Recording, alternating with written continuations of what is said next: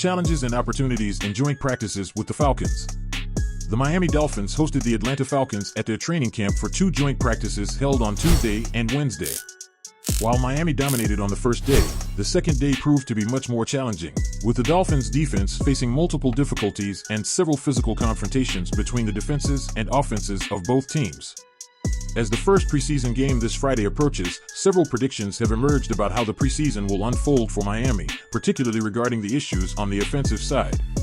The Dolphins' offensive line has shown difficulties throughout training camp, especially against the pressure from the opposing defense. During Tuesday's practice, the Falcons' pass rushers managed to reach quarterback Tua Tagovailoa on several occasions, forcing him to get rid of the ball to avoid being sacked. Although the team managed to move forward, these early issues are concerning and could repeat during the preseason. Offensive tackle Terron Armstead was present at the practices but did not participate in the 11-on-11 drills, suggesting he might miss much of the preseason. This will give other offensive linemen the opportunity to gain experience and strengthen the team's chemistry.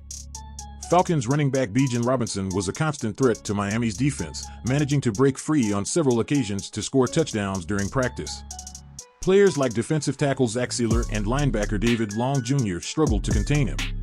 Despite these difficulties against the run game, the Dolphins' secondary stood out, creating a no-fly zone for Atlanta's quarterbacks. Jalen Ramsey and Kader Kohou led the air defense, forcing the Falcons' passers into making mistakes. With the main players already evaluated in camp, the rookies will have plenty of opportunities during the preseason. Rookie cornerbacks Jason Matra and Storm Duck have been notable in zone coverage and are expected to get many minutes of play this Friday. One of the recent trends in the Dolphins camp has been the rotation of new faces in the receiver group. Due to minor injuries to Braxton Berrios and Jalen Waddle, Miami has signed veteran receivers Willie Snead IV and Mike Harley Jr. These moves reflect the need for greater depth at the position, with Odell Beckham Jr. still on the physically unable to perform (PUP) list. Among the receivers most likely to secure a spot on the team are Malik Washington, Anthony Schwartz, and Kerrick McGowan. Washington, a 6th-round pick in the 2024 draft, has impressed with his ability to generate yards on deep plays. Schwartz and McGowan are positioned as returners, but McGowan has had more opportunities as a receiver due to the absence of Waddle and Berrios. Most of the starting players, except for the offensive line, are not expected to participate in Miami's preseason opener against Atlanta.